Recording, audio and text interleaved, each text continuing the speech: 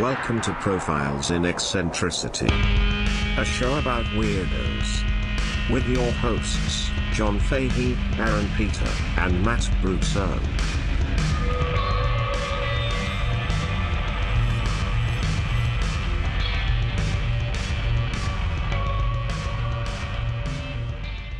Hello, folks. Welcome to Profiles in Eccentricity. It's a show about weirdos, doggone it.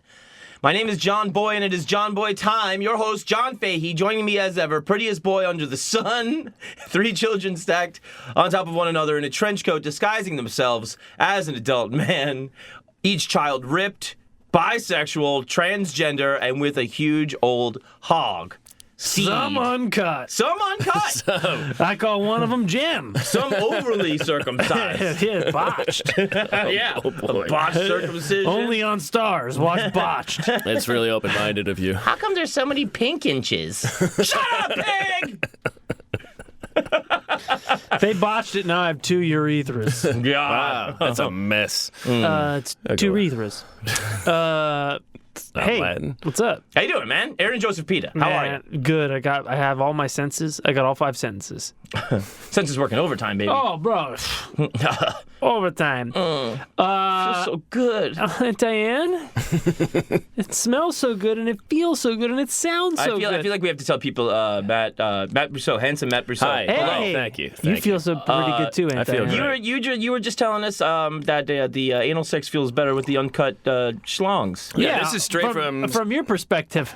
Straight from the mouth of Sylvia Sage. Seems to go in your favor, doesn't it? From the mouth or from the anus? Well, I assume from one to the other. I'm not saying ass to mouth. Well, from God's ass to her mouth. She's amazing. She's fantastic, and yeah, Sylvia that's Sage. What, according to her. Yeah. You know, I'm not familiar with Sylvia Sage. Kind of gives a little magic carpet to roll in on. Yes. Yeah. Apparently, it doesn't pop.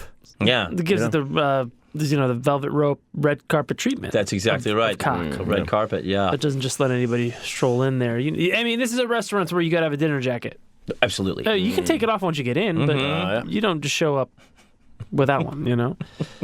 And we've got plenty of house jackets.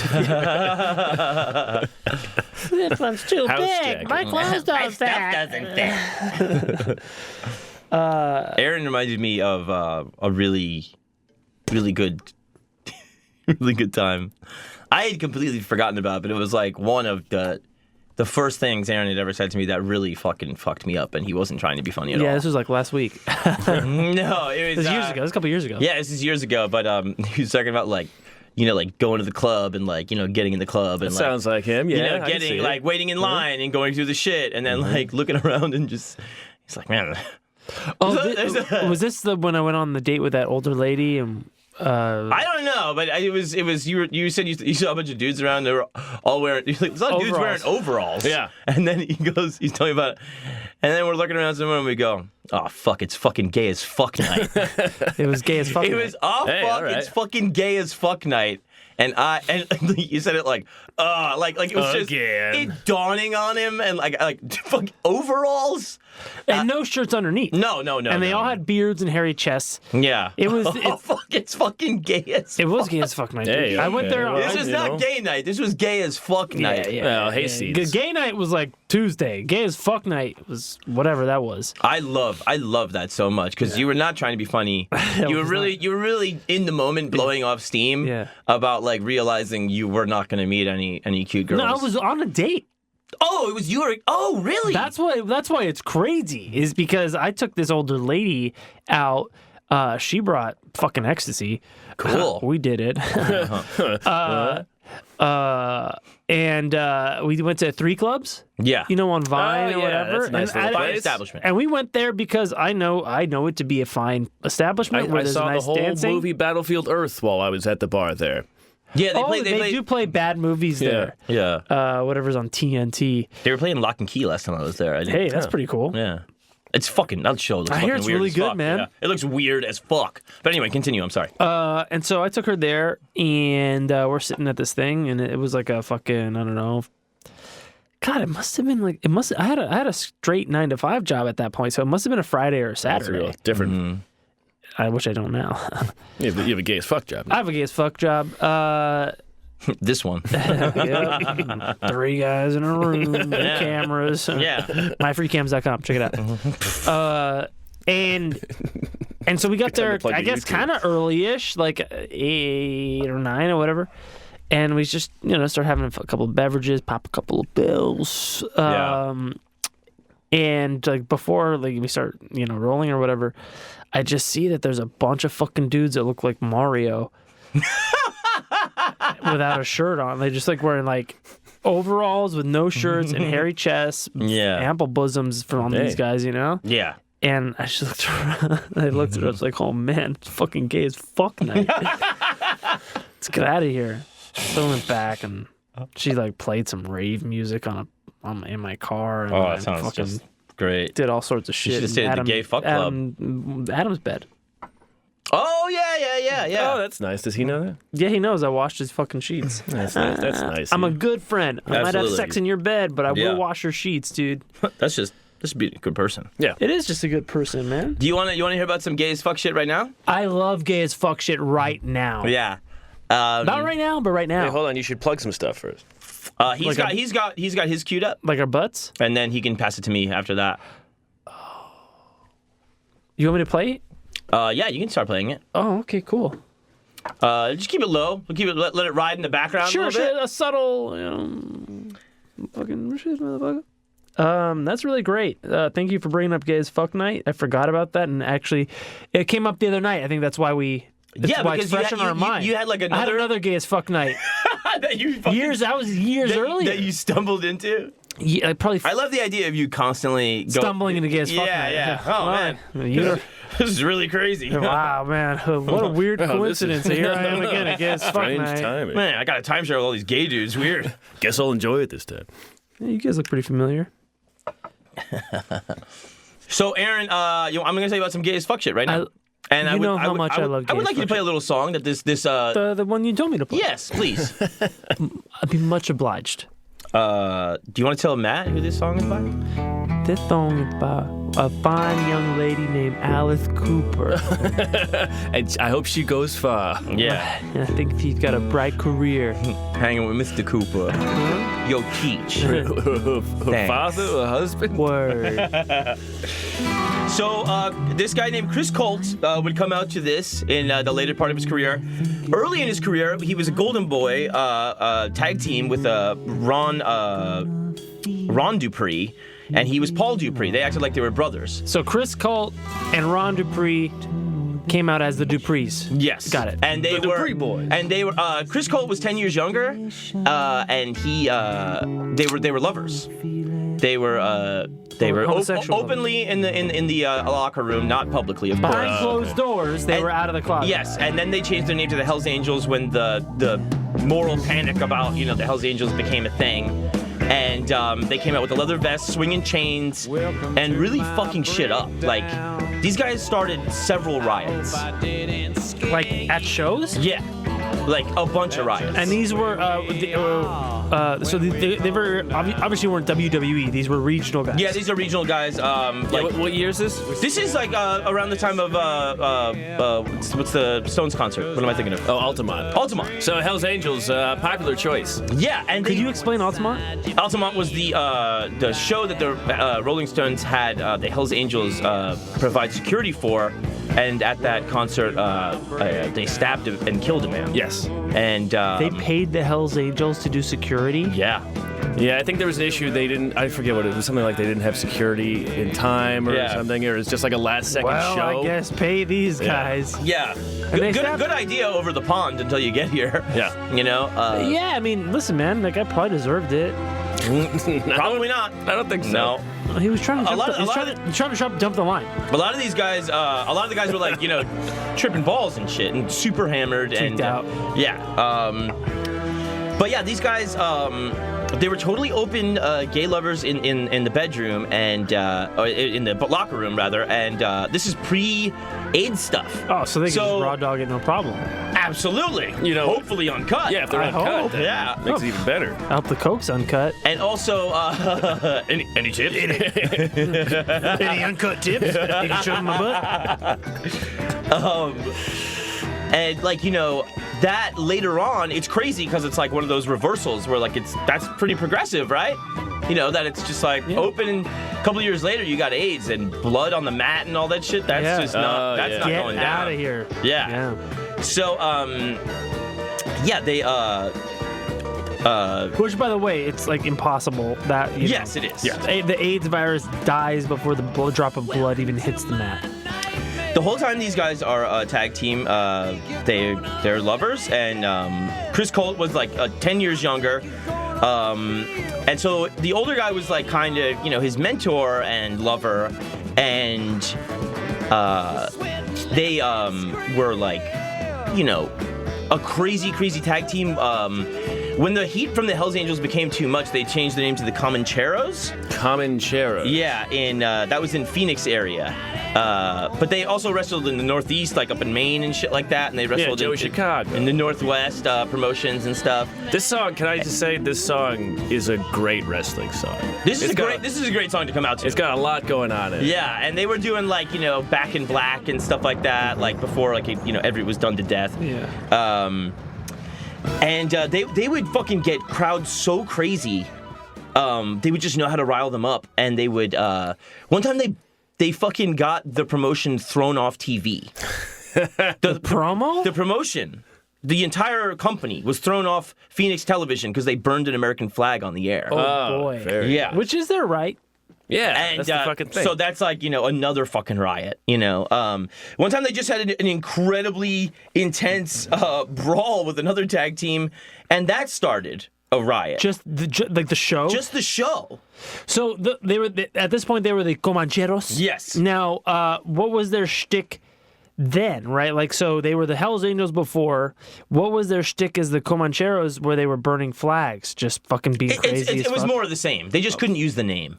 Right. Okay, Got it. Biker, leather daddy type of shit. But they were fucking, they were really, really crazy. And, gay Ghost Rider type of look. Yeah. And one time, leather like they showed up at another wrestler's door with like a fucking tiger on a leash. What? Yeah. Like these guys partied super hard. Way before Mike Tyson had a tiger on a leash. And were really crazy. Tiger on a leash. Tiger on Ron, the older, gets a heart attack in 1970. After the brawl with Pancho Pico and Ben Montez turned the Phoenix Madison Square Garden into a complete full-blown riot. Just the show. And so then he's like, all right, now I'm going to train Paul, Chris Colt, and I'm just going to be a background guy. I'm going to do more announcing and stuff like that. And Chris Colt was like really inventive, and he was the more talented person anyway. So it kind of just made sense for him to go like, to the background. And so then he's, he really comes into his own in the ring, but he was always hammered every single time he fought. He was shit-faced, drunk all the time. Yeah, or high on something. Like he wouldn't wrestle sober. Huh. If he was sober, he would tell you, I can't go on. All right. Was he nervous or? He was. This guy was a bodyguard for Joe Cocker, and he was really into like Janis Joplin and like the rock and roll lifestyle. And Ron was a really talented, like tailor, and he made him like this beautiful robe with Janis Joplin on it and stuff. And so Ron is like, back fucking like sewing all of his gowns, like like the shit he wears to the ring. Yeah, and you're gonna kick the shit out of that guy in this. Cornette, No. The Southern, wrestling guy personality with the tennis racket, and he's like a real. Scholar about wrestling, and he said Chris Colt is the best wrestler he's ever seen that nobody knows. Wow. Yeah. But so why couldn't he go out sober?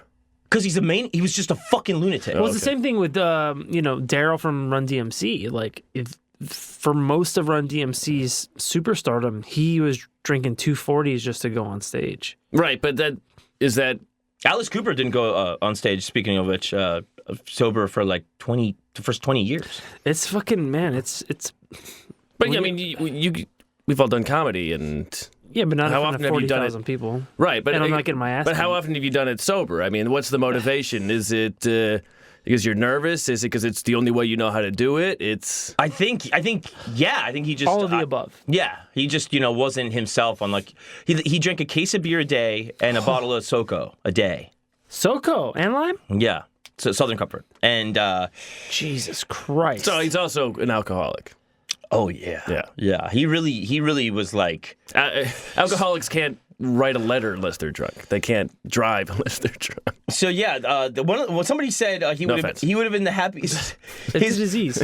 This guy that worked at the Phoenix promotion said he idolized Janis Joplin, Joe Cocker, who he worked for. Those were his people. He lived every day like this could be his last. He'd be the happiest guy on earth to choke on his own vomit like Janis did, because that's the way he lived his life. Wow. Okay.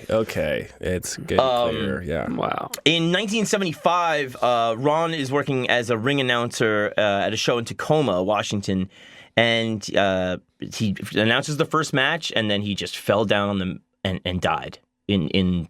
Just announcing. Well, he's had a series of heart attacks by this point, starting in 1970. Oh, he's had multiple, and this was the one that. This was the big one, and all of the wrestlers were like, no more show, full refund for the audience, and supposedly the audience did not take their refund. Everybody just like left, and it was like mad respectful. Oh, that's sweet. And then Chris Colt becomes a real lunatic, and he starts doing all that Alice Cooper shit and like the crazy fucking face paint and stuff. He lost his tether. Yes, Right. yeah, and then he was then he starts looking like this. Oh Yeah, boy. he lost the man that took his fucking bussy hymen. Yeah, this is his Did you show that to the camera again? who's Tyson's Yeah, guy? we'll put it on Actually, I'll put use it on the I'll use a YouTube. better picture. Yeah, Or I'll overlay it. Ron was only 40 when he died, and What? So yeah, he had a series of heart attacks, yeah, and at 40 he died. yeah. Jesus Christ. Well, the coke wasn't cut back then, and neither were the tips. Fuck. Well, Any tips? Well, the tips are good. I think I can do some gummies in here. Oh god. Oh man, there's some coke boogers in your dick. Oh man, And my man, this ass. schmegma's uncut good shit. That's what Schmegma. We called it dick cheese, Oh god. dick chop, chop cheese. cock chop. So then Chris, he just spirals into depression and mad heavy drug abuse. And he's what, 30? Yeah, so he's a decade younger, and So that guy in the picture you showed me was 30? No, he's wearing a heavy makeup and a lot that might be abuse. later in the career. But still. Yeah, yikes. a lot of abuse. Yeah, he could he would tell anybody to give him what they call bumps, like the big hits. He could take it, and he would just say all day, "You can fuck me up all day in the ring." Yeah, so no pulling punches. No pulling punches to me, like just fucking beat the Beat living. on me, piss on me. Yeah, absolutely. Ex-con, homeless. And Would he do that before, or was that something he always kind of did? I mean, because if you're drunk, well, he kind of is growing into his own as Chris Colt, which was his most famous moniker. So he then became his own name. Chris Colt. He became. No, his real name is Charles Harris. Chris Colt was the name. Colt was one of the first gay magazines. That's what he named himself after. Oh, cool. It was like a gay porn magazine. Cool. And yeah, So Colt 45. Cult. Colt. Colt. Oh, C-O-L-T. Colt. Yeah, Colt. Oh, yeah, definitely. Sweet. Chris Colt. Yeah, Yes. Now that makes a lot more Yeah, that sense. makes a lot more sense than cult. And so in the same year, Ron died in October of 75. And so very shortly thereafter, Chris came to the cage match high on peyote. What? Yeah. Fucking, crazy ass makeup, high on peyote, Welcome to My Nightmare playing. And he just saw fucking huge giant spiders all over the ring. No. And he was just like fucking freaks out and starts beating the shit out of like the referees and the fans. Oh my god. You wanted a show? You fucking spiders! I'll give you a fucking show, you eight-legged freaks! This poor bastard that Oh was, my god. What a fucking Wrestling is real. unhinged piece of shit. I mean, wrestling is real. But it is real The to me, goddammit. spiders are fake. These spiders are real to me. Holy shit. he High on peyote? That is dedication. dude. Dude, I don't like, if I gotta do laundry, I'm not doing drugs. Yeah. Like, oh man, I can't. You got all those spiders in your clothes. This guy, my God. this is my favorite thing in the Couple world. of This visual from this poor bastard. who was just a guy who worked at the promotion. He's not even a wrestler. You know what I mean? You gotta think like riot after riot is ensuing at your job. Yeah. And it's all because of this one psycho. That's rock and roll, You know, baby. and like, you know, formerly his lover. He goes, he'd taken some kind of junk. It later was turned out to be peyote. He got in the cage and thought he saw some giant spiders. It was just like he was envisioning giant spiders climbing in the cage at him. He was flipping out. He started a riot. I was swinging chairs to get out of there. It was a participatory. Can you imagine fighting for your life with chairs? You know, Like- Spider-Man got his start in a wrestling match. That's right. Yeah. So it's not too far from the truth. Whoa. So, Bones off. So what happened to Uncle Ben that night? Oh. I don't know. Probably Sorry, just too put soon. together some rice or something. So yeah, he flunked out of the UK touring there. He was almost killed in Mexico. There's so many other stories that like people are piecing together about this guy still on like message boards and stuff. Just like through second and third hand accounts, like, oh. Yeah, well, it's kind of like that before video time. Of course, no, of course. You know, of course. and so there is some footage of him in the 80s and stuff. There's only, I think, one match of the Hells Angels. He was fired from a North promotion after his photo was in a local paper. He was in the Gay Pride Parade. And that was the final straw. Oh, the riots? The inciting of riots and doing of illicit substances, but he showed up at this fucking home. yeah, I mean, he saw spiders, but can I get the dongle? A dongle, yeah, mate. So he just like fucks up in the UK. He fucks up in Mexico, but he's going through all these promotions that were still around in the 80s, and he's everybody said he was just like the best wrestler, the most inventive, brilliant. Yeah, he's fucking fighting spiders. yeah, that's Yeah, but pretty inventive. to be a technical, Of course. good wrestler, Yeah. it was, And to do it high is even another layer yeah. of. And it wasn't only could he only do it that way, And you could take it. It's easy to. I guess it's a lot easier to sell when you're actually taking the. people. Yeah, It's like he really believed he's fighting these spiders. He was this wrestler named Johnny Valiant said about him. He worked with him in Canada in '82, and he told me he's like, you can't give me enough hard hits. Mm-hmm. He's like, Beat the shit out I of can me. just take it all night, and he's like, I'd give him backdrops and one bump after another, slams, throw him over the top rope. He just told me keep throwing it at me, and I'll just keep taking it. God, it's like flagellation. Yeah, he's a fucking So he Pig bottom. Then in '86, this is one of my favorite things. He transforms himself to Chris Colt, and in '86 in Alabama, and he's a neo-Nazi in the ring. perfect. And I really like that a lot. this is him now. Chris Von Colt. You're gonna hear this fucking genius talking. Did he right like now. hot tubs? Oh, I'm And a party? sure this guy never saw a tub in his life. Do you think he knew a guy named Snake? And like hot wings. And like, Now listen Go to back this. to Neo-Nazi Hot Tub Party. Check it out. It's great. It's one of the great episodes of Profiles in Eccentricity. 15 years as a professional wrestler. I crippled Ray Stevens and put him in the hospital. I ran Patterson out of town. I put Andre the Giant in the hospital. I beat Hulk Hogan. He wouldn't give me a championship match because he's scared of the madman, and I'm crazy. I'm a psychopathic idiot. I'm a psycho sadist, and I'm proud of it. There's no one that can beat me. Everybody in the wrestling business today knows Chris Colt. Yeah. I've been all over the world, and now I'm back. I'm back in black, and I'm right here, and I'm taking on all challenges. got a chain wrapped around his The problem is everybody's scared.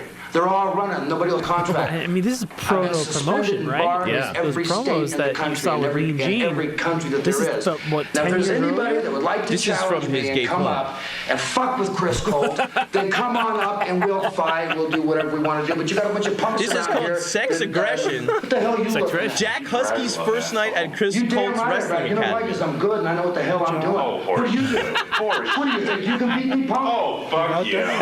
I don't think you can. I think you're an idiot. This is from his gay porn. You guys are porn up. You guys didn't notice that? I see the fucking girl stuck in a she-shaft right above him. You got yourself a match, kid. Oh, yeah? Yeah, look, This guy's got like a bucket, like a little crop top on. You've got yourself a match. Oh, yeah? I'm here to learn, sir. So this is like 11 minutes in. I'm still not gonna give up. Oh, what? What does he fix the In a kid? hospital, kid. Oh, no, he's choking him out. Wait, these guys. I'm going to watch this whole thing, by the way. And jack off. And come. As you should. Just get to the good stuff real quick. Just so you can hear it. Wrestling or sex? Is there a difference? I mean, the Greeks. It's wrestling. Oh. 26 minutes in. They're just having a drink and smoking cigarettes. Now their clothes came up. Let's try and guess when the sex starts.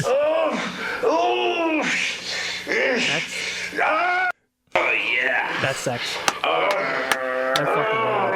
Yeah, he's sucking his dick. Yeah? I think he might be biting it. Oh, no! Hell yeah. You won't bite this dick. Do you think they do a thing where, like, you know how, like, the wrestlers, they'll cut their forehead so they bleed a lot? Because they bleed a lot. Do you think they do that with the sex stuff, too? That's nice. Nice, and that's nice. Probably not. So it looks like a cock's bleeding. Your tonsils now. I can feel your tonsils now? No. Oh, I gotta tell you, gay sex porn, they really are much more creative with the fucking shit talking. Yeah. Oh, yeah, I can feel your tonsils now, you fucking bitch. You never talk to a lady like that. Yeah, so it's seriously them in like the like in a fucked up beat ass house, like wrestling and sucking each other's dicks in front of like a fucking fireplace, bro. Wow, that that's sounds nice. quaint. No, it looks like he's jerking. That looks like Wow, shit. he's doing all the work. doesn't it look like hell? Well, the other guy's pinching his nipples. Oh boy.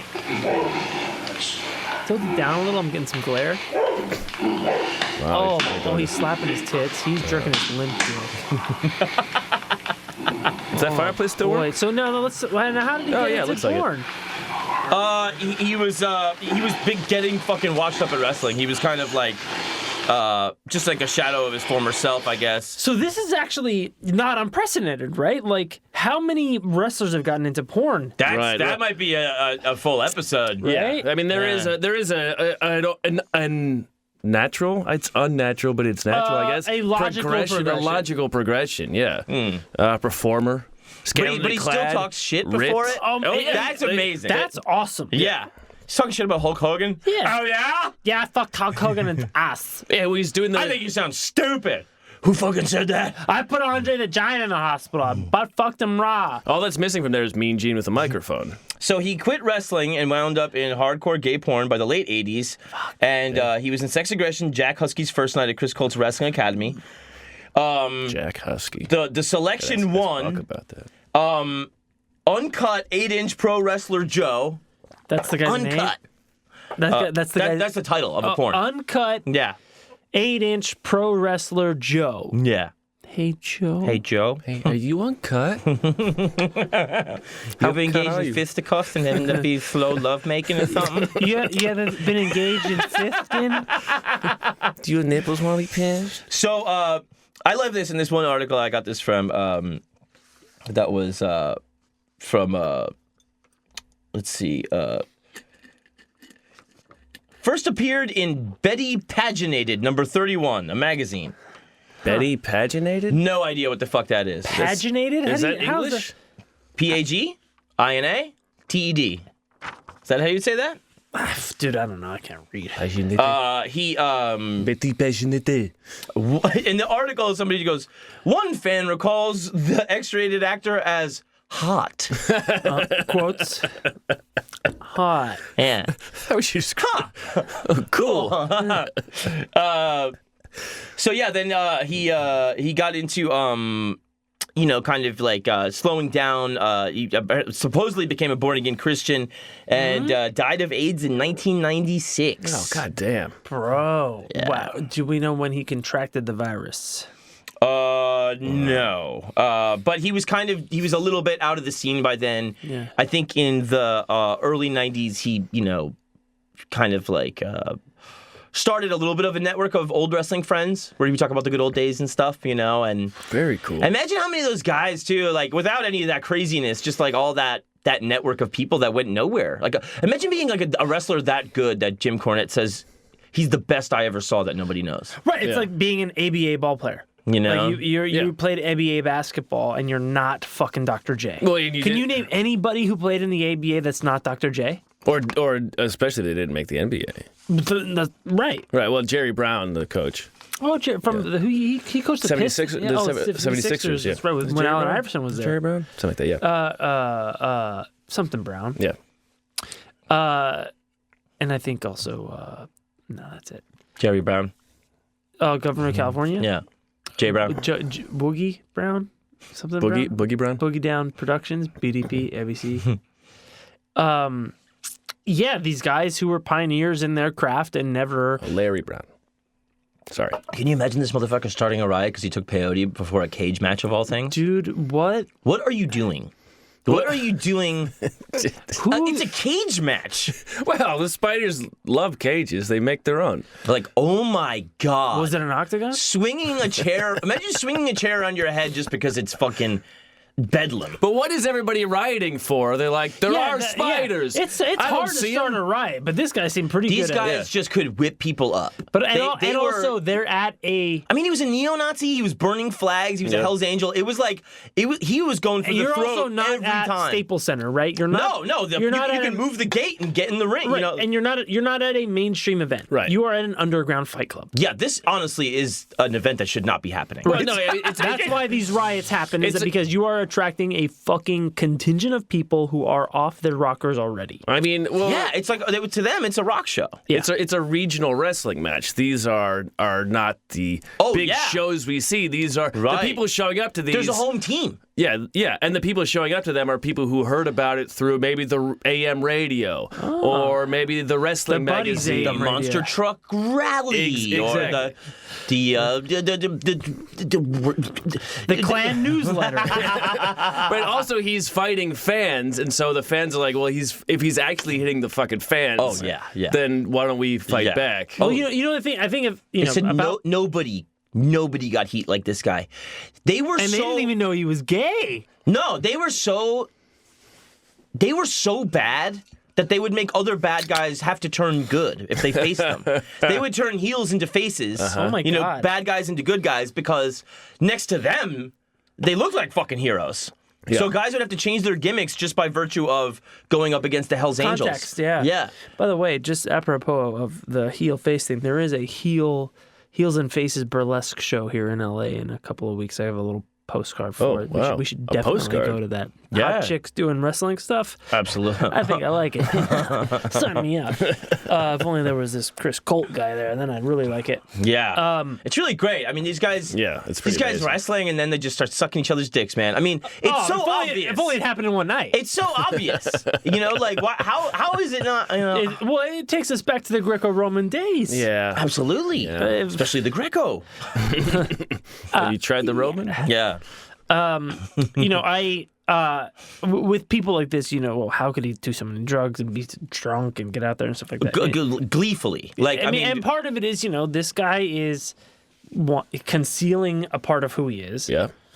Not really. He was behind the scenes, not so much, right? He was low-key about it. But behind the scenes, everybody knew. But he was open. Sure. Yeah, he was. He is open. also getting hit in the head for a job. Yes. I mean, you got Ron over there making you a Janis Joplin robe. You know what I mean? Yeah. It's fucking gay as fuck night every night. Right. But it's also you can't You're also come a out and wrestler. say. Yeah, it's also fucked up as fuck night every night. I think these guys were like there was this one thing they said about him that was just like this guy wore the shit out of a bustier. No, they were like it's almost like the lasting impression of him is more of a maniac than this gay dude or whatever. Right. He was a maniac who happened to be. Yeah, go on. I'm sorry. This guy, Moretti, that was Ed Moondog Moretti. They said politics and paranoia kept him from big money, but it never kept him from greatness. Huh. He was bizarre. He was sex, drugs, and rock and roll 24/7, and that was him. But when he hit that ring, oh man, it was magic. And There's one promo that's somewhere where he ends it. I love the things they just squeeze in before it's over, and he's going, "True men, rock and roll never dies." True men. What? I mean, he was so good that the gay didn't matter. He was an innovator ahead of his time. He became bigger than people said he was so the thing people didn't like. The promoters that like owned it and stuff. They were like, he was the most difficult person I ever had to work with, but I spent more time counting money than ever. Yeah. When he was with my promotion, total legend, because he knew how to piss people off to a degree maybe not seen since. Yeah, like it was just complete hatred towards these two, and they tore it up, and he kept it going after Ron died, and just leaned into being, this evil, satanic, biker, Nazi, gay maniac. And I evil, love satanic, that. biker, gay maniac.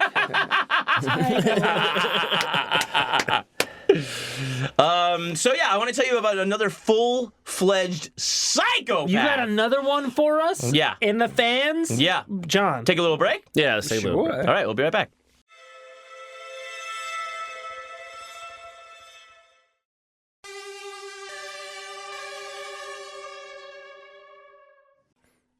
And we're back. Now, besides the article that I mentioned from the paginated press or whatever the fuck that was, there was also a uproxx.com article. Oh, nice. I love Uproxx. And that was sent to me by our friend Joe Latchett. Beautiful Joe Latchett. Yeah, he got it from the Instagram account that was $1 Million Champions, I believe it's called. Okay. And so it's a wrestling account, and they put up a little, Hey, shout out to them. Yeah. Speaking of Instagram, yeah. we have one. Oh, yeah. Did you know that? The P-Boys. Us? Yeah.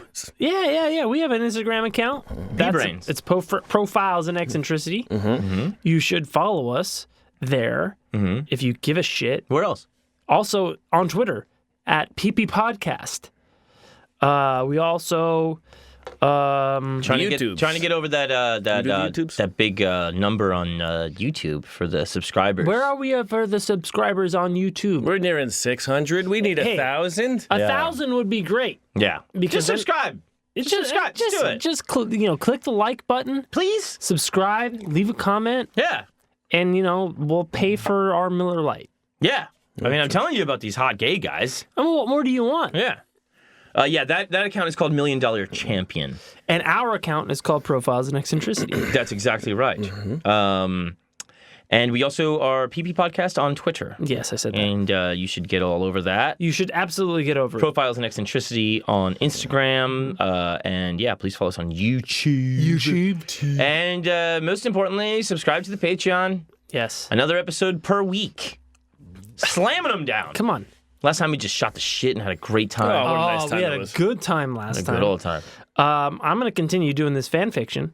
Yeah. I've got a good one. filthy I got some nasty, hot, fuck mutant action to the max, Jack. Hey, I Coming like up that. Max. And when April 26 comes around, that will be the 1-year anniversary of the release of the greatest motion picture of all time. That would be Avengers Endgame. Yes.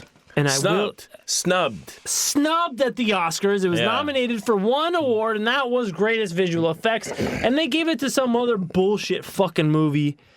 I don't know, Toy Story or some bullshit. But for the 1-year anniversary of Avengers Endgame, the greatest motion picture of all time, I will be doing Aaron Explains It All, Avengers Endgame. Very excited. And Great. Yeah. So, assemble for that. thanks, Like John. that? I do, John. Like that shit? Thanks. Yeah, we're always doing all kinds of weird new shit on the Patreon, and sometimes we just kick it and we get really stupid. Yeah. Sometimes the Patreon gets really fucking stupid. And But sometimes also it gets pretty really great. smart. Yeah. Sometimes weirdly, sometimes we pull out some really, really clever stuff. Yeah. You know? Oh, Pull if I out, say pull so in. myself. Yeah. It's uncut. Like Yeah. Matt. Like Matt. Hey, thanks. Great to be here. Someone has to be. Yeah. Yeah. Jesus Christ. You're that one kid in the trench coat. Yeah. Mm-hmm. Yeah. My trench coat's a little shorter. It's more of a trench jacket. It's also sewn all wrong. I don't know. Oh, like the fucking Yeah. wiggly squiggly scar? Yeah. Sick. Yeah, it really sucks, man. My dick looks like shit. And it stinks. Plus, I farted. It tastes like shit.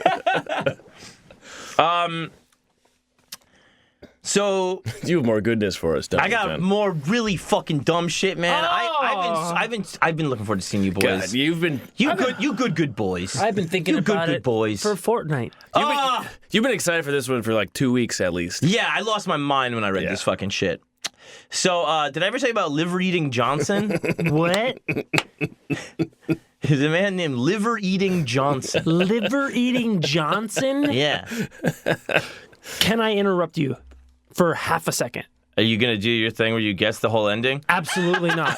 Absolutely not. On the episode Neo-Nazi Hot Tub Party, Yes. we talked about Silence of the Lambs because you did a explains it all of Silence of the Lambs very briefly. Okay. Yeah. I didn't. Do you remember that? Not in that episode. I didn't remember that. It No. wasn't a full Silence of the Lambs things, but we talked about Aaron explains it all, and then we talked about you doing and explains it all of Silence of the Lambs. And in that episode, we talked about what he eats. What Yeah. he eats. I ate his liver with fava beans Is that a nice Chianti? and a nice Chianti. Yeah. And I dropped very briefly in that there is some weird chemical thing that happens.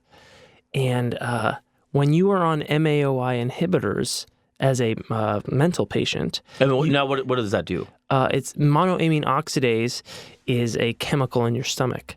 And if you, a number of psychotropic medications inhibit that. And when you're on that medication, Such as? Like the kind of like a antidepressants. yes, exactly. Got it. Antidepressants, antipsychotics. Okay.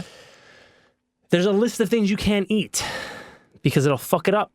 Really? On that list is liver, Liver. red wine, Whoa. and fava beans. So Shut the fuck in up. the book and the movie Silence of the Lambs, that was a nod to the fact that Hannibal Lecter was off his medication. Wow. And I just had to drop that because I was listening to it before the show. Wow, man. And you brought it up, and thank you for bringing it up. I'm sorry. Damn. It was just a little science thing that he threw in the book to let you know that Hannibal Lecter was not taking his meds. That's very Wow. Anyways, liver eating Johnson. I'm sorry. Yeah. Yeah. This is human liver we're talking I about. love that. Yeah. So this guy was he was born in the state of New Jersey, and he served on a fighting ship during the Mexican-American War. Little time frame for you there. And fighting ship. Yeah, he was underage. Ooh. And he was a deserter because he struck a commanding officer. He hit him. And so then he bounced. Then he bounced. And then he changed his name to John Johnston. And that's why it becomes Johnson later, but it was Johnston. And he was, he went to Montana. He fucked off there. He'd go get lost, try to find some gold. Good place to fuck off to. And he was a woodhawk. Do you know what that is? No. That is where you would get cordwood for steamboats, and you would sell it. You would to guys so they hawk could- it. Yeah, guys that make hawk some steamboats. wood. Yeah. And so he's kind of this crazy outdoorsy guy. They said he was 6'2", in stocking feet. That's right. That means without his cowboy boots on. Oh, hey. Well, yeah. I'm 6'2" This is the Wild shoes, West. so This is the Wild West, baby. hey. So he probably had him on. When you're raw dogging it, he's 6 feet. Everybody says he was somewhere between 250 and 280 with no body fat. What? Yeah, a gigantic fucking Ripped man. ripped outdoors psycho. How many children was he? We're probably talking about. 4 or 5, upwards of 4 or 5, 6 kids. Okay. Yeah, it was just So this whole thing is like you don't really know where like the bullshit begins and ends, but this guy was an incredibly fierce fighter, and he was just out in those like Montana plains when it was not white man country at all, and he learned how to be like a hunter and a trapper from kind of a mentor figure, and he was. So this is the age of the mountain man. Yeah, this guy is the mountain man. Got it. He's portrayed as Jeremiah Johnson in a played by Robert Redford.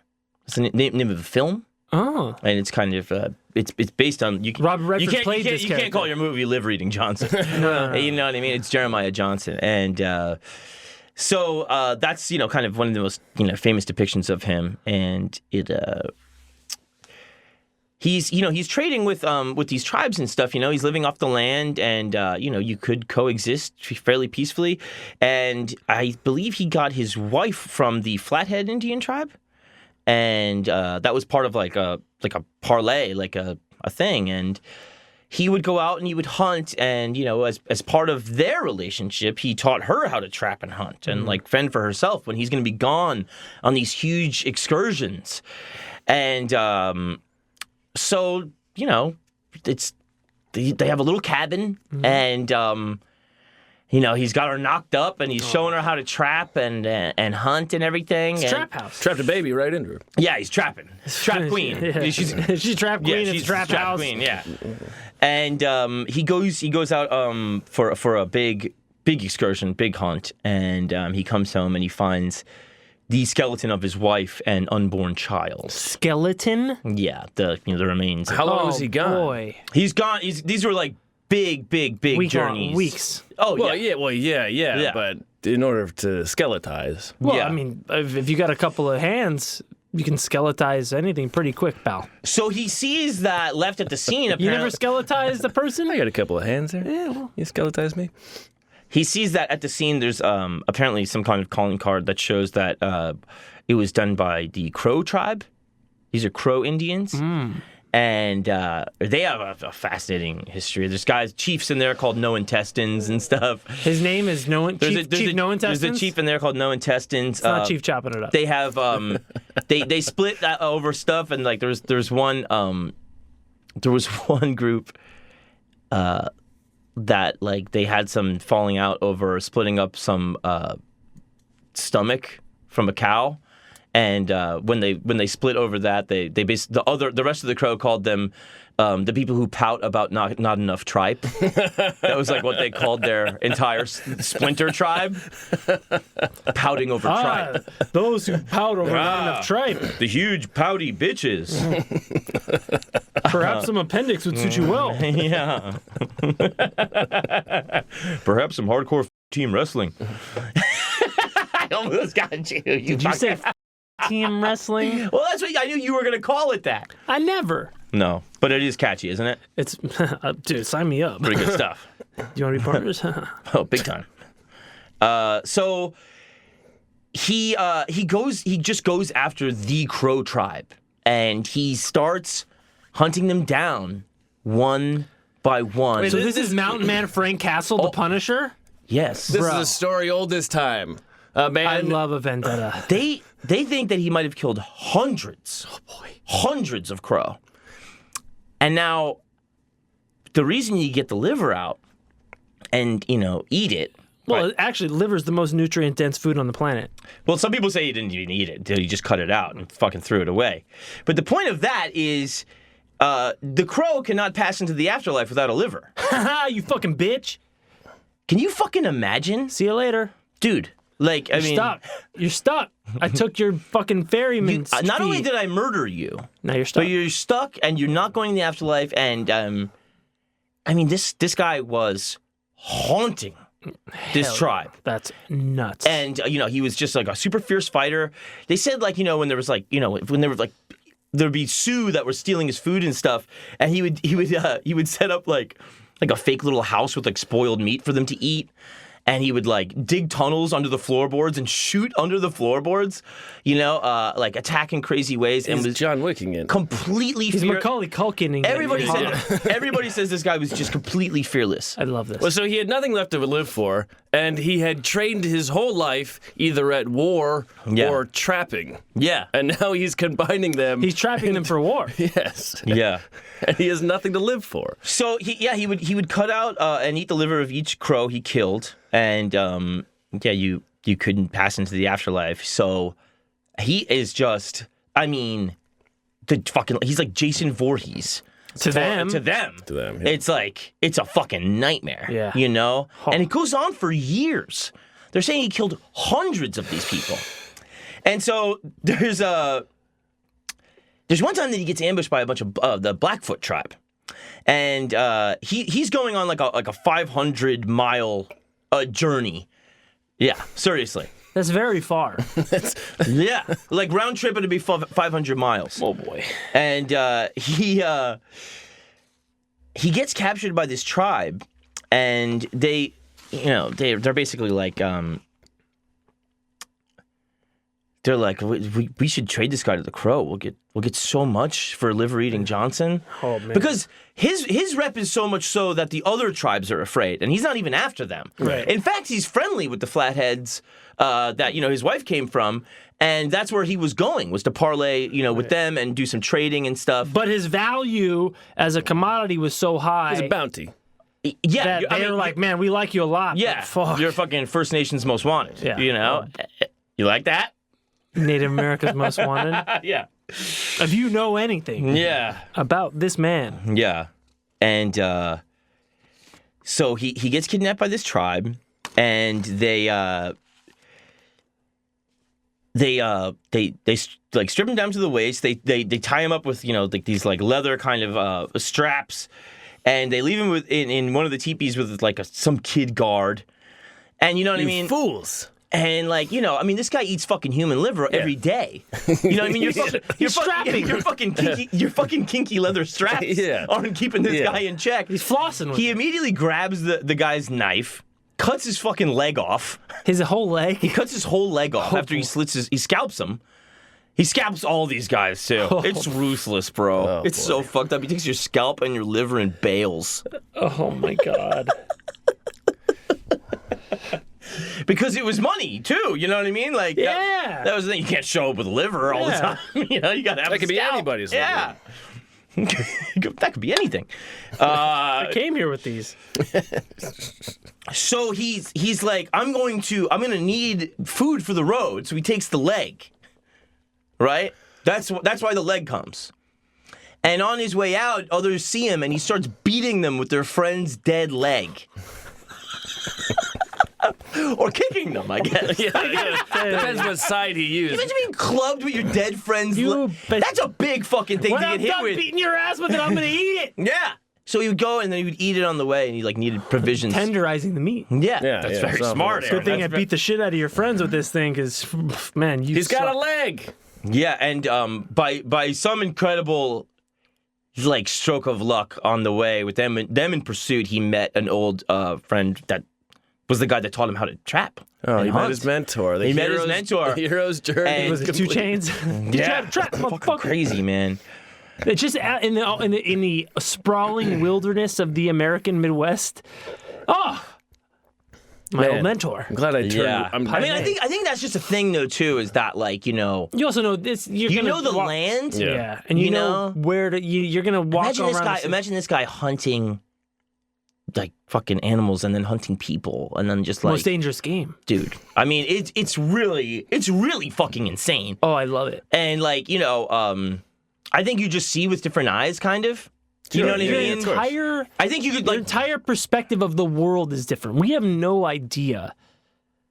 The just your senses are attuned to certain things, right? And we don't use them in the way that people who are living off the land do. We're attuned to different things like fucking traffic and and small. Like we sense different things, but crystals.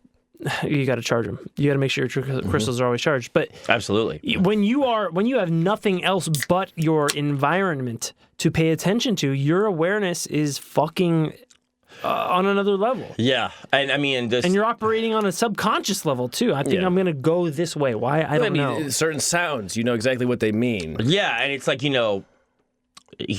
the mountain make the man, or like it was like. Well, he didn't make the mountain. Did he become 260 pounds, no fat, because he was like doing this type of shit? I hear liver is pretty keto. Dude. Do you know how many years he hunted down the Crow tribe? They think he killed over 300 of these people. He had nothing else. 300, Aaron. 25 years of slaughter, of revenge. 300 25 years. They think he killed over 300. So That's a 50 a year. That's killing one every few days. Yeah. Jesus Christ. Yeah, maybe it'd be 5. You know, Well, maybe you have a good day. Now I can rest for 4 months. Yeah. And then you got to freeze some liver and vacuum seal. Yeah. yeah. Probably most of them are kids. Any What? kids? Any kid- Any keto kids? You're the keto kid. But it doesn't really talk about him killing women or children or anything like that. And it is like, he's But he probably did. he's such, I don't know, man. Why but not? He's such a he's just such a fierce fighter, and he kind of like he was just the kind of guy that went headlong into crazy battle, I mean, odds are that it's a lot easier to kill a scouting party or hunting party than to So the get in near the camp. The 25 years go by, and there's a lot more uniting of tribes and stuff because of There's a white further man. incursions of the white man. Yeah. And I think because of the changing politics and stuff like that, one day he marches straight into a Crow camp, right? And he's like, "I'm done. That's it. My wife was worth about 300 of you. Yeah, that's it. We're done. It's all good." They made him a chief. What? They made him a chief of the Crow tribe.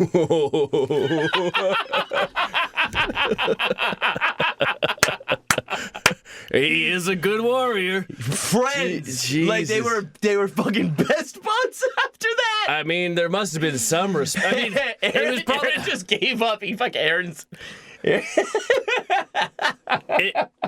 Was it even the same Crow tribe? I mean, Well, it changed quite. Well, I think Like that's the why he forgave him, generation. is that by this time he was mostly Crow. yeah. By weight, he was mostly Crow at this point, and he did some artificial selection where only the strong survive. Exactly. Right. We're Jesus so much Christ. stronger. Yeah. My dad told me a story about you. Yeah. Seriously. Yeah.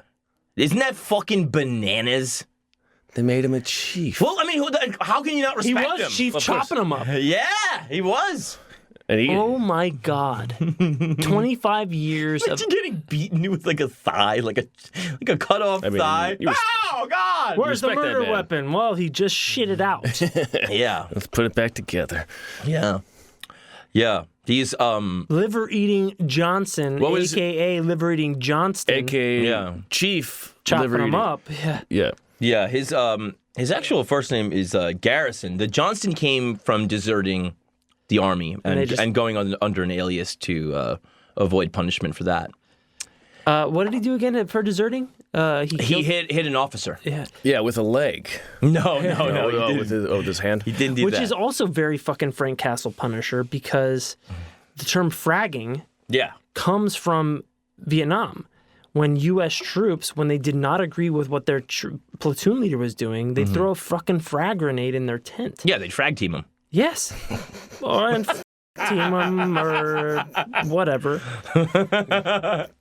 Which is something that Frank Castle the Punisher did. Yeah. This guy is fucking mountain man. He's Wild West Frank Wild Castle. West Frank Castle. Straight up. I love this story. Yeah. And then He he, looks like- becomes he the looks like- fucking chief? He looks like fucking Charles Manson with a rifle. And if Charles Manson didn't, was less, kept. Yeah, 6'2" and 260. Oh my God. This guy's got a nice fucking thick mane, though. He's got a big old He's fucking nose. got so much iron in his blood. Oh, this guy's. Now, did he mainly use the rifle for killing? The or what rifle, was- yeah, the rifle was the big thing. Okay, and I guess that would be easier than. yeah, well, also, you can beat him with a leg. Yeah. Well, what do you In a you pinch. have to. In a pinch. In a pinch. In a pinch. So yeah, he went to he was in the Union Army in St. Louis in 1864. After he made peace with the Crow tribe. So this is all pre-Civil War. Yeah. So wait, so he joins the Union Army. So okay. Mm-hmm. And Because he was in the Mexican-American War. Yeah. yes, correct. And that's where he deserted. Correct. Was he in a Montana regiment or? No, I think he wasn't. I think Montana was like, I need to get the fuck away from everything so I don't get in trouble for this shit. Because Because Montana was it probably was just a territory. Yeah, just complete Wild West, Yeah. pure Wild West. It still is. And but the way those tribes were and stuff there, that was like, very safe, native territory and stuff. And then like one of those tribes, it might have been the Crow tribe even, or the Flathead tribe, had like a little kid that was like he prophesized. He's like this white thing is not a fucking fad. He's like, they're coming and we're gonna have to band together and like, they were so splintered. Like there's the crows. Like there was 4 different splinter groups of crows.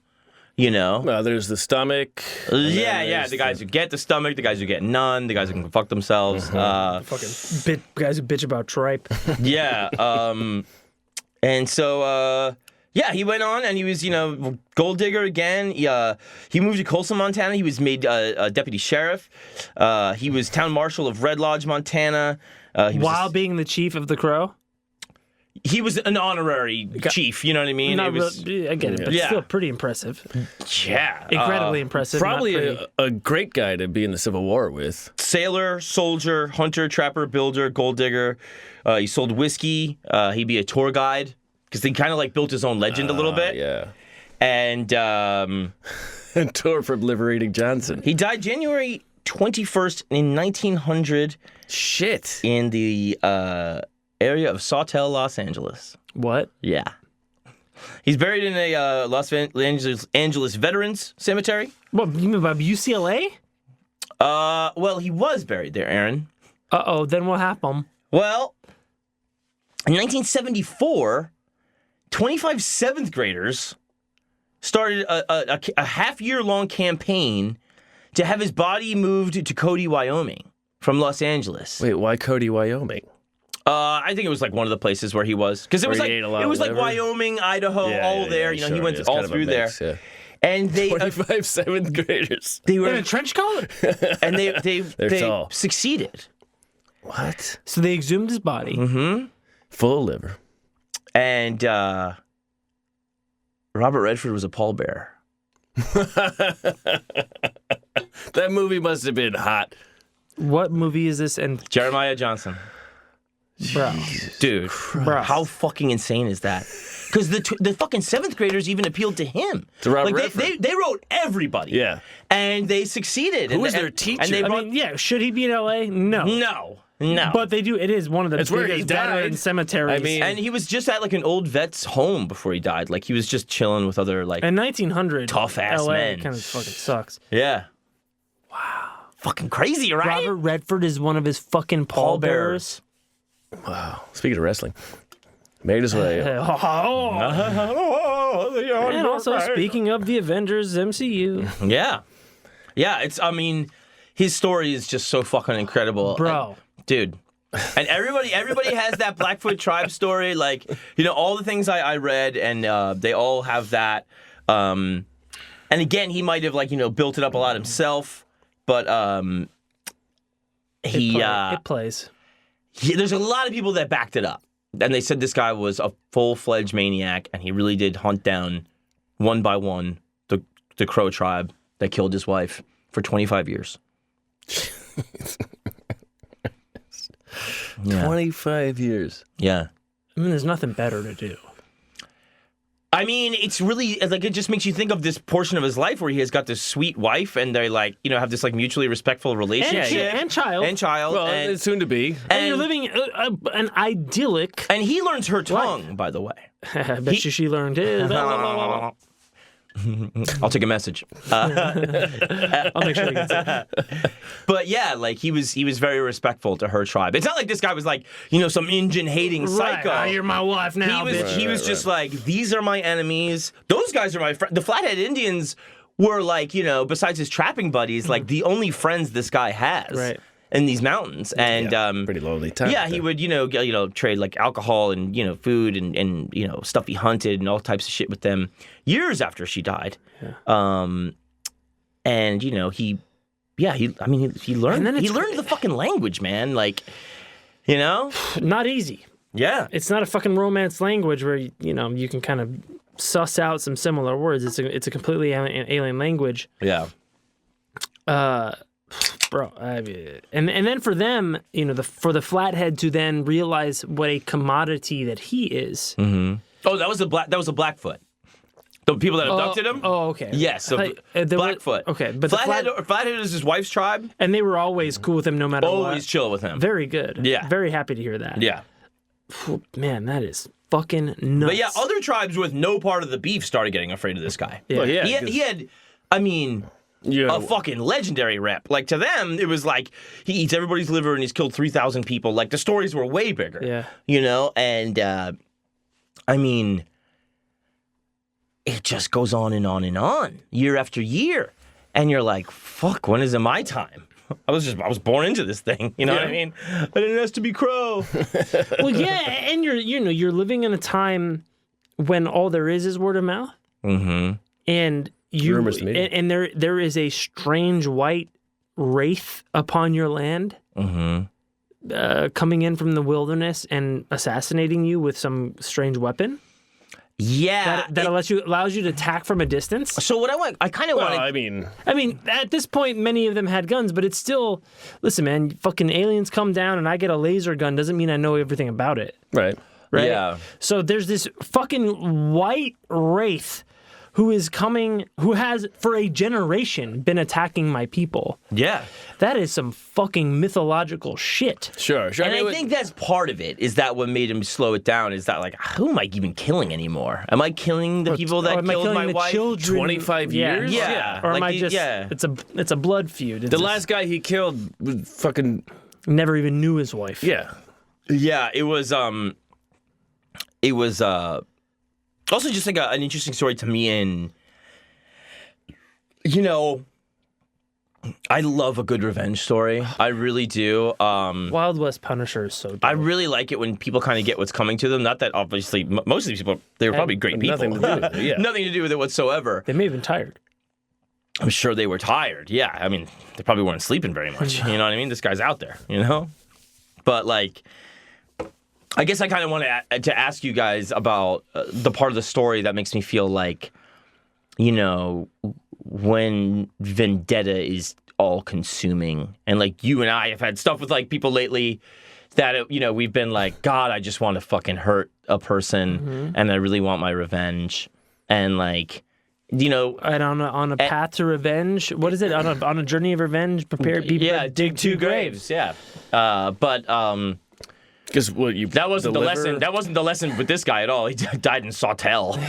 like what? And a beautiful Los Angeles basin. Yeah, that must have been a hell of a sight for him to make all. Yeah, I mean, LA to grow was up a in New wasteland. Jersey. Yeah, he was just kind of he was just chilling. Yeah, in like, you know, one of those places where like Hey, good curry out there. here's where old vets go. You know, it's crazy. You know, when you hear about like the cat that I brought up that was like the World War II cat, like that cat just went to like one of those homes where it's like that was just like a PTSD house. You know? Oh, sure. And like those guys. I heard they had some headaches. You know what I mean? Like they would just chill with other crazy vet guys because who else are you going to talk to? Yeah. Yeah, You know, no the one else is gonna mailman? know you. But also, you know, it was a form of housing. You know, it was a place you could go where you knew you could be treated. Where Yeah, you know, everybody knows your name. otherwise you're living on the street, or it's like every town has a guy who. Even now, we have fucking veterans on the But street. I mean, so what do you think about that? Like, when is enough enough? But kind of tracking down that, you know, the pursuit of revenge, because, you know, the tragedy of your wife and child being murdered, of course, never goes away, and it is grounds for extreme behavior. And when there's no, you know, there is no recourse. There's no, you know, there's no infrastructure for recourse. Not that there is now, right? Like. But even so, back then, there's certainly no way to get any sort of justice to be served, because it's mountain truly, justice. it's truly the Wild West. It's just, you know, this is the theme in all sorts of comic book type of shit. You know, I will. Batman, Punisher. You know, when I is will enough be enough? the person that corrects bad behavior. Right, and at a certain point, is you know, is the correction overcorrection? Yeah, and what are you fighting, and you know, when do you stop, right? Yeah. And how many lives do you have to take before you realize that it's not going to bring back? Sure. How many women and children were killed by members of the Flathead? Right, and those are your friends. And how many? So then it's all circumstantial. And you know, how many fathers did you kill? Right. And how many? You know, this is like the drone attack thing. Like, how many more terrorists are you making by killing some kid's father or mother or whatever? So, you know, how productive is it versus is it just a totally self-serving, selfish act. Yeah. I don't know, man, but it makes a good fucking story, and I like hearing about it because revenge feels good. It does. It does, but it does seem like he To a never degree. learned his lesson. I mean, I'm guessing 200, he didn't feel like he had solved his predicament. So another 100 more, and none of them at any point was the one that made him go, you know what? This is the one that makes me not miss my wife. If there's a third-party tribe that then is trying to sell you, I think then it's taken on a life of its own, and maybe how do you stop it? Yeah, when you realize that you've become I think him marching into the camp was such a bold move, too, that it was like him really being like, yeah, like we gotta talk face to face. I mean, Yeah. But There's other people talking. It's the El Cid thing, right? Yeah. Like, they fucking threw El Cid's dead body on a horse, and they thought they were so afraid of him that they laid down their arms and they ran away. Like, they surrendered because the image of this man on a horse was so horrific that they surrendered. Yeah. And you become bigger than your own story. Yeah. The story of you becomes bigger than your own purpose for being. Right. Right. So, it's that's when is the point when it becomes too much, right? I don't think there was one. I think he. Well, not for him. I think he Well, turned. I think there was for him. I think no. I don't, The moment when he turned himself in, right? no, Yeah. I don't think that. I think he was fucking 45 or 50 years old by then, and he was like, I can't do this. I mean, he also could have just bounced. You know what I mean? He ended up bouncing anyway. Yeah, but but he made peace first, and then they showed him so much respect. They made him a chief. I mean, he was probably fucking 50 years old. How long could he fucking do that? Right, for? but I mean, I think what John is saying is that he could have just left to, I don't know, Yeah, the next state I'm where sure, there but- are no. What were they? But he could have done that at any point. I don't think he knew how to do that. I think probably, when you kill 300 people, you kind of get to know them. Yeah, that's probably true. better than anybody But else. you spend your whole time watching them. Yeah, I mean, but it's These are really good people. yeah. I mean, it's It's a very revenge is super selfish. it's incredibly Yeah. selfish. He killed more people But when it's than done for a good reason, I lean into it super hard, and I know But that. at what point does it become like genocide? after right? he like after no, he kills for sure. after No, he kills two. We are talking about genocide here. a very This targeted This is not the posse that killed my wife. This is a race of people. a race of people. Right, and it's also much easier to commit when they look nothing like you. Yes. When it's easier to separate yourself from a group of people when they don't look like There you. is a lot of I'm not justifying. I'm saying it's easier No. to do that. there's a lot of like the fucking Game of Thrones level of thing of like this house rose against me and I wiped them off the map, and it's like, did you have to wipe them off the map? The moment Or could you just kill the guy that disagreed with you? The moment You you know? do it is the moment you are not better than them. That's Right. how it is. The moment that you execute a murderer means you're a murderer. What, just because I'm beating people with a guy's leg and eating it? I gotta eat. What are you talking about? You saying I'm bad? Because I'm swinging this I'm kicking people straight in the head with their friend's leg. If you think they were bad for killing and then you kill, then you're just as bad as them. What if they're That's how it A works. pregnant woman, though, is not. But you killing does not fix the problem. I think it does if the person has a viral influence on other people. Yeah. Well. Okay. Well. So I think you should not execute retards in Texas, but there is an argument to be made for killing somebody like Charles Manson. But Right. what was? I mean, because you cease that influence, the spread of that rhetoric. What about has retards in Iowa? that stopped? Oh no, got to get rid of all of them. Yeah, big time. No, I mean, but I think it makes sense to someone personally. killed? How many people have killed and go, Charles? I'm doing this because of Charles Do you Manson. do you not think that there's something? No, more people have killed in the name of the U.S. Army. there's of the US, some- yes, of there's the, something the to- United States of America. Is there not something to the idea in the Wild West that a story echoes across the plains that a pregnant woman was butchered, and the reverberations of that? Sure. I mean, that is Sure. There's a lesson there, and You it's don't very, kill it's- this man's wife. You don't. Don't kill a pregnant woman at the very least. Right, but the person who did that, or the people who did that, already knew that was bad. That wasn't like there was their first day going. Did they? Maybe They definitely did after. They certainly learned after they went home without a liver. Yeah. I mean, but he. Wait a minute. Who's to say he even killed the people who killed his wife? Oh, because they all look the same. Can you imagine this guy busted out of his leather straps because he eats so much liver? Morpheus. Yeah. What's that, a leg? Give me that. It's Popeye, but Fucking liver. idiot. Yeah. Dude. That's why he had no fat on him. Just human liver all day. Fuck, dude, that's good stuff. Your body knows what to do with it. Oh, God. You know, Some liver, onions, gravy. You know, the liver is the only organ that can regenerate itself. Really? Maybe you, man. Like you can donate some fucking part of your cut out part of your liver, it'll grow back. It's the gift that keeps on giving. Wow. All year round. It absolutely is the gift that keeps on Yeah. giving. It's a wonderful organ. Shout out to all the monkey people millennia ago who had to die with their weak ass livers. Shout out to all the monkey people. Yeah, period. Full stop. All the End Period, transmission. End of story. that died millennia ago, so that way we could have livers that They died regenerated. so we could live. Yeah. What? Well, maybe that's why it's called liver. What? Because that's what it does. Yeah. You can't get into the afterlife without the liver. Not for these guys, but for me. Because they want to see you been drinking that fire water and shit. Not for you, pal. All you need. What is this, fava beans? All you Get the need fuck in outta Western here. society is a couple of coins. You pay the piper, you get across the river Styx. You know what I'm saying?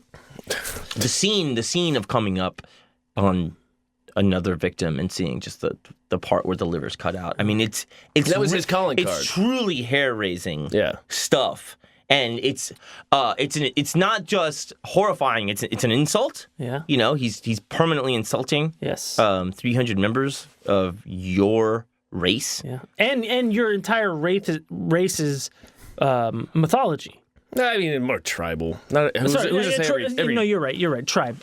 Your culture's, cosmology. Your culture is. I'm fucking gaming your system. Yeah. Yeah, they were all around the Yellowstone, the crow, and they were divided into 4 groups: the mountain crow, the river crow, kicked in the bellies, and also beaver dries its fur. My beaver has none. Oh God! Well, what do you do with it? It's shaven or waxed. I mean, I kind of like Or some- waxed. Or waxed. I'm kind of a little fur guy. Yeah, I bet you are, bro. Hey, what do you know? Little fur guy, Little fur guy. little furry guy. Wow. Yeah, it's That's a hell of a story. it really fucking is, amazing, man. yeah. I think we gotta watch this movie. We gotta watch this movie. We gotta talk about the should do that. morality of revenge. Yeah, yeah. It's I love me some Robert Redford. I'll tell you that. I like a really good revenge story. I think when it's executed well and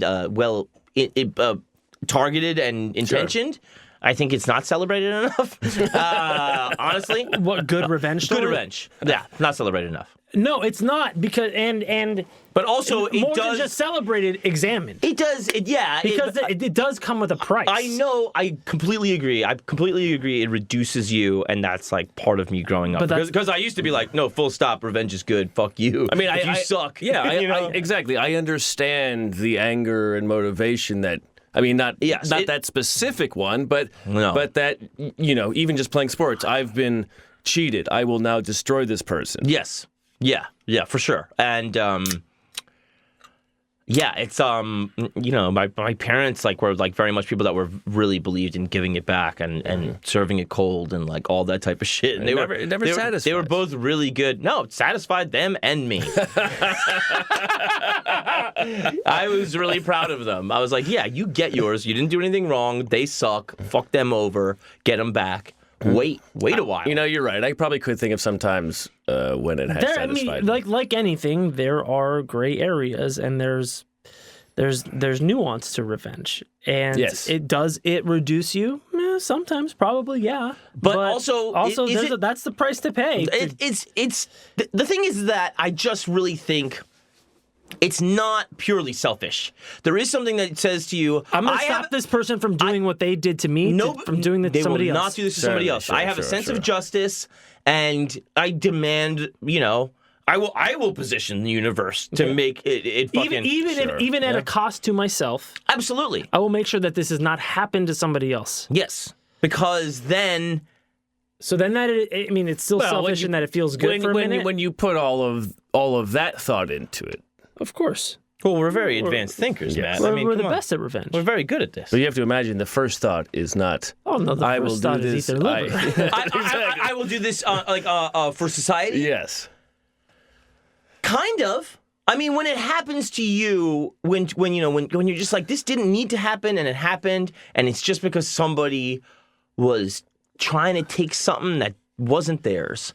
And I feel like the spine of wrongdoing is when somebody goes, you have that and I want it in some kind of way. Right. And Sure, what sure, is, and sure. I mean, if you really want to get into the fucking nitty gritty of it, what is the justice system? It's a problem. it's a convenient way for you to let somebody else do your dirty work. Yeah, Putting somebody in a cage is wrong. it is. But if they did something very, very bad, sometimes that person should be in a cage like a fucking dog. Well, yeah, but And it's very convenient for us to pay somebody else to do it so we don't have to think about it. I don't think that's debatable. I think, what do you do then? Well, then you should make sure they don't do it again. Oh, you And study them either or that is Yeah, murder no, them? it's also a conversation. Yeah. There's so much to talk there's about a lot there. to talk Yeah. about. But That's the thing, if you really distill it down, that is revenge.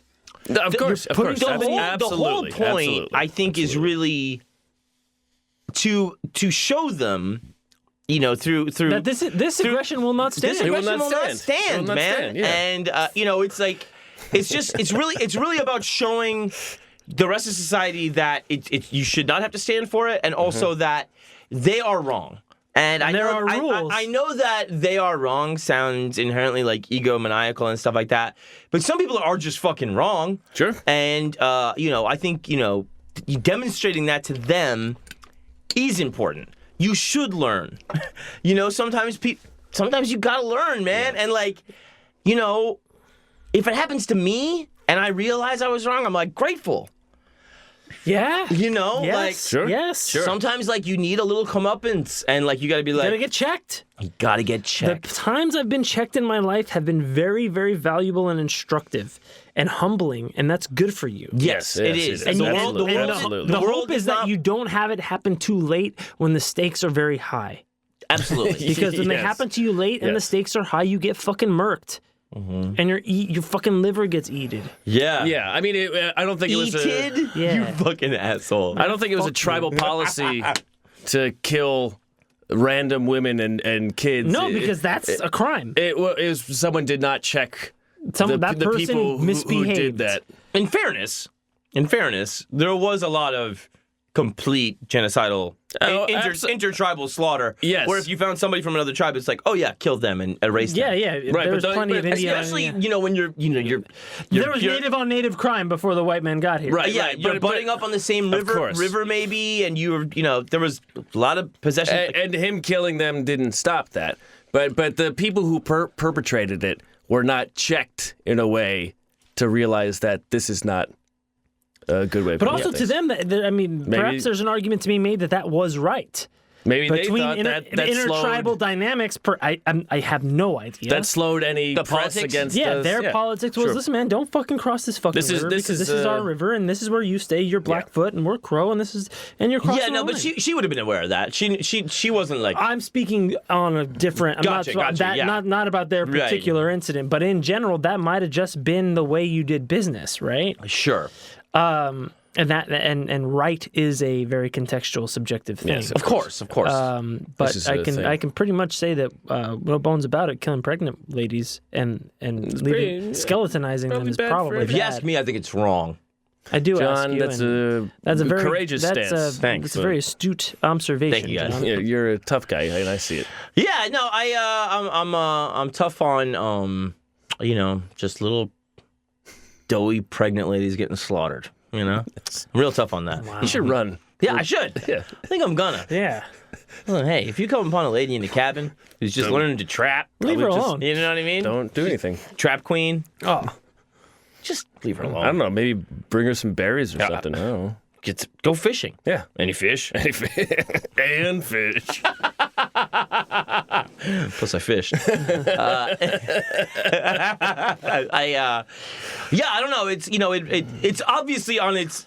I first had to I wanted to show you guys just the fun, good story that It's is. an amazing story. But then I wanted to talk about that part of you that is can get really fucking carried away. yeah. But also how there's some validity to it, Yeah. you know? And I mean, I don't envy this man's life, right? But it is a compelling story, and sometimes people get transformed into a force of nature. yeah. And that's what this man was, right? Yeah. He might as well have had a bat cowl on or a skull on his chest. Yeah, the thing is that like even before this vendetta, you know, consumes him, he was already pretty legendary in, you know, combat with like, you know, just on like a rugged mountain Guerrilla, man level, you know. I mean, digging tunnels like under and then shooting people through the floorboards. That's like Inglourious Bastard. that was That's some insane- Tarantino shit. Yeah. insane shit. He really did, and he, you know, it was just a crazy slab of a man that was like, you know, fucking larger than life. And I mean, I can't even imagine if you're in the midst of that 25 years of hundreds of people being slaughtered, what your paranoia must be like if you're a member of that tribe.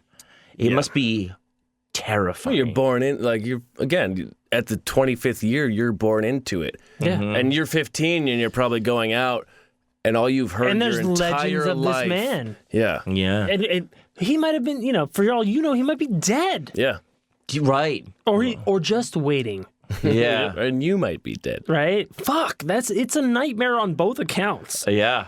Yeah. It's not fun for anybody involved, except for maybe the first few kills that he had. Or all the deer who don't have to get shot while they're watching Oh, I this know, happen. overpopulation. Yeah. Yeah, it's If you're an eagle. the target on his back, I mean, from all of the tribes must have just been just immense. And he's Yeah. easy to pick out. Yeah. Yeah. Big fat. I That think guy's that's fucking 260 pounds of white muscle. Yeah. 6'2"? So much iron in his blood, it's barely pumping through his heart. Kind of a sludge. My compass is off. Does he look so much like Charlie Manson? It was like, Oh, yeah. God, man, what a psycho. Yeah. It's great. Jesus. Died in L.A. Is Then- that the Like only many of us do. You know, but then fucking, what, 7th graders in the 70s? What? Like, was that because of the movie that had already come out, presumably? Did it? Had it? It had, yes. They saw the movie. Who that's was their what happened. teacher who was like, guys, I'm hungover. We're going to watch a movie today. He should be here in the plains where he did most of his slaughtering. He would have wanted it this way. He should be buried next to his unborn baby's skeleton. Oh. Yeah. Yeah, he should.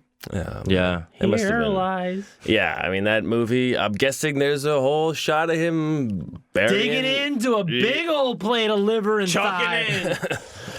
I mean, We I was gotta going to see say this digging a movie. grave, but yeah. I think so. That's something we should honestly do in the cabin. I think that sounds You're like a wonderful absolutely idea, right, John. and Yeah. maybe just start going to town on each other. Oh, yeah, without a doubt. Wait, oh, like wait. Chris Colt? Yeah, like Chris Colt. I thought you And meant- then the winner gets to eat the other two. Yeah. The first time they saw a man on a Colt, the natives were just absolutely. Oh, a man on a Colt. Yeah, he had a chain around his neck. I put John Fahey in a hospital. Now I'm going to get blown by this wrestler. Feel his tonsils. That feels good. Oh, yeah. That's nice. Wow, you taste like peyote. Now you really fit the You whole really pissed thing. me off when you were talking that shit, but now I'm kind of over it. Not Revenge, Not huh? consumed by revenge any longer. Will you jack off while you're doing it? Yeah, man, maybe that's something, you know, I like that old a lot. liver eating Johnson could have done. It's just Yeah. suck their cocks or something. Yeah. Suck their cocks. I think we should call it there. Hell yeah. John, I love you boys. That was I love love you you too. good Hey, boys. love you too. fantastic. Matt, love good you. boys. Love You you. good boys. Love you. I love all of the First Nation tribes. I love every listener of this show and the Patreon subscribers and the subscribers on YouTube. YouTube. It's This is a very, very nice. it's my favorite part of the week. I It's absolutely my favorite part of the week. adore this show, and I'm going to say Absolutely. good night. I love you. My name's John Fahey. My name is Aaron Pita. Matt Brousseau. Good night, everybody. We love you.